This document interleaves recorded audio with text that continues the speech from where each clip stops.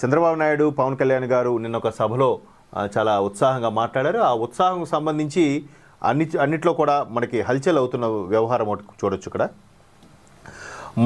నిన్న కానిస్టేబుల్కి సంబంధించిన ఎవరైతే ఎన్నికయ్యారో వాళ్ళకి సంబంధించిన కొన్ని పత్రాలు ముఖ్యమంత్రి చంద్రబాబు నాయుడు గారు అలాగే ఉప ముఖ్యమంత్రి పవన్ కళ్యాణ్ గారు అందజేశారు.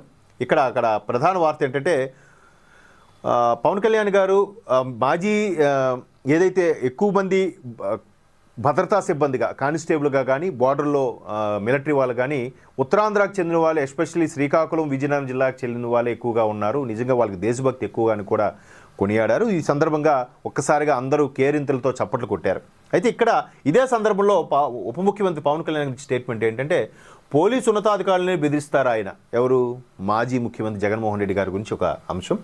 మాజీ సీఎం ఏ స్థాయికి వెళ్ళారో చూడండి, మీరు ఎవరికి భయపడద్దు. ఉప ముఖ్యమంత్రి పవన్ కళ్యాణ్ మాజీ అధికారుల్ని ఆయన ఏమని బెదిరిస్తున్నాడు? రప్పరప్పే, మీరు ఎక్కడున్నా ఏ గ్రహాల్లో ఉన్నా అధికారులను విడిచిపెట్టడం, మా ప్రభుత్వం వచ్చాక వాళ్ళని ఖచ్చితంగా తాట తీస్తామనేలాగా వార్నింగ్లు ఇస్తున్నారు.